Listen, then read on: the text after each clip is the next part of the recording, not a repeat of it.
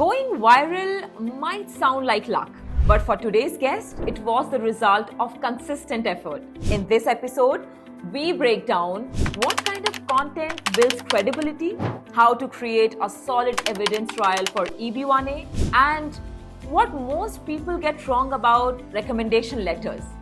Let's dive in. Magic happened with you, and suddenly 13 million views and lakhs of likes and thousands of comments. That's, amazing, right, Aditya? I don't Yeah, think so it happens with people. Very rarely it happens with people. Now that social media is getting viral every now and then, it yeah, is happening. But I think back in the day, I'm not sure if it was happening with a lot of people, right? yeah. No, it's not very common. It's not certainly not very common. Uh-huh. Uh, but these days, I think it is relatively easier. And as I said, you cannot plan it. So continuously, like putting in the work, right? I see one other big mistake that I see people making is like they start on social media or like on O1 maybe one, and if things don't work out, say for 30 or 60 days, they give up, right? So I would say like have a timeline of at least 6 months to 12 months, right? Giving up anytime before that is not a good idea, but give it a good amount of time, see how things are turning out, and try to uh, contribute in a genuine way related to your expertise, and then you would see the results flowing in. Absolutely. And maybe Instagram, Facebook, or YouTube might still work for getting viral, but not LinkedIn at least. No, so a lot of people underrate ability to go viral on LinkedIn. Uh-huh. These days, I would say if you're in tech, if you're into the professional world, LinkedIn is much better than Instagram and YouTube. I consider that's the best platform to like create any content, to share your advice, because every type of user is available on YouTube. People spend time there. So whether you're looking for entertainment or tech or some educational content, right? Everybody is on YouTube. But if you are specifically in the professional world, you must be there on LinkedIn. Twitter is another great platform, but on LinkedIn you would see, I think I have at least like 5 to 10 posts that have got like more than 5 million views, right? So it is certain. Okay, so maybe at least I'm sure the viewers who are watching us right now, they must be, if they don't know, now they know, but at least this is something for me to at least explore because I was not aware of this. So thank you so much. No worries.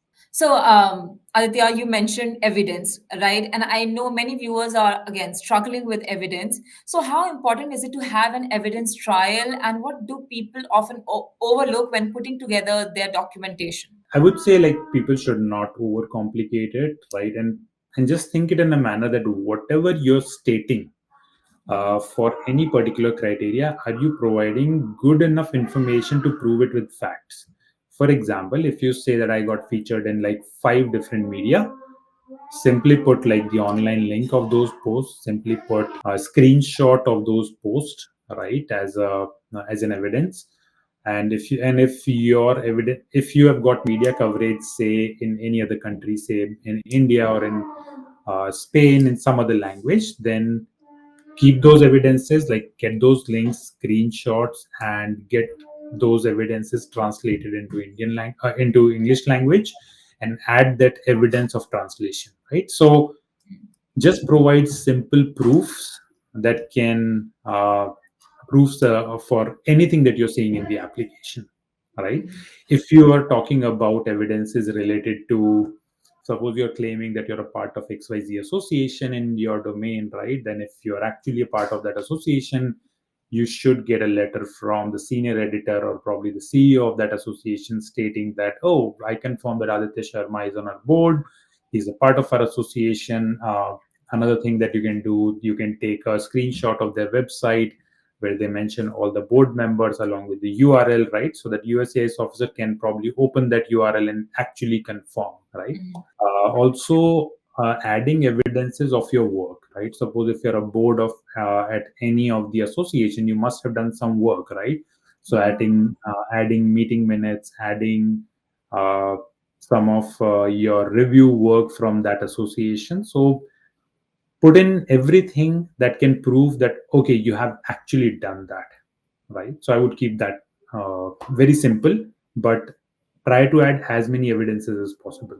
So, thank you so much again, Aditya, for that answer. And guys, I hope you're liking and enjoying this conversation that I'm having with the founder of High Counselor, Aditya Sharma. And if you are, make sure to like this video, share this video with anyone who you think can benefit from all this information. And don't forget to subscribe to Immigration Talk Show. And now, coming back to the letters of recommendation. So, Aditya, let's talk about letters of recommendations for a bit. So, you got some from people you hadn't worked, even worked with directly, right? So, how did you approach that, and why were those letters still credible in USCIS's eyes? So I won't say that I've got letter of recommendation from someone who I haven't worked with. So there are two different types of letters, right? Okay. One is the letter of recommendation, and you would always get that from someone that you've actually worked with. You cannot get it from someone that you have not worked with, right? So I've got, I think, two letter of recommendation. I won't take the name of who those people are, but I literally, one was my professor that I probably worked for the last 7 to 8 years. Even after graduating, I was in touch. Under his mentorship, I did a lot of things related to entrepreneurship. So he knew me very, very well. Another one was from my entrepreneurial journey, a mentor. So he gave me a letter of recommendation. Now, the second type of letter is, suppose you have, as I mentioned, if you're a part of an association and you say that, and then you add, like, you need to add a letter stating that, okay, you are actually a part of that association. Then I reached out to probably like the senior editors or the owners of those associations, requesting that, hey, can you give me a proof or a letter stating that I actually contributed at your association or spent some time there. Now, I may not have spent time with the owners or the senior editors of those associations, but I certainly spent time with their team members, right? You do not always interact with CEOs all the time, right? So that's where the letter came from them. But in some capacity, you should have worked with people who are giving you this letter of recommendation or letter to prove your letter as an evidence. Okay, got it. And something that you mentioned that stood out for me is that you reached out to a lot of journalists, right? And one should also reach out to journalists if they are planning something like that. And you have often mentioned press coverage. So, do you think that press coverage is more powerful than academic publications? Both have their different, I would say, contribution.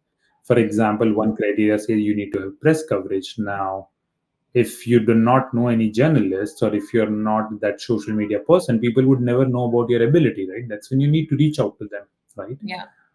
But academic journals or academic papers, I think they fall into a different category of when you say that you need to have a research paper. That's where you can talk about academic papers, right? So target each and every criteria by understanding it thoroughly, because creating application in the right manner, providing USCIS officer information in the right way so that they can understand it really, really well, that is super important. For example, I know my journey the best, right? What I've contributed, where I have spent good amount of time. But if I tell you everything and you need to understand that probably in a few days of time, it will be difficult, right? So organizing your application, clearly stating that, hey, I've done that and that's how it meets this XYZ criteria, that is super important. We have just seen how powerful consistent content can be. But what if you're not on social media, don't have a PhD, and your lawyer says you don't qualify for EB1A? Stay tuned to find out.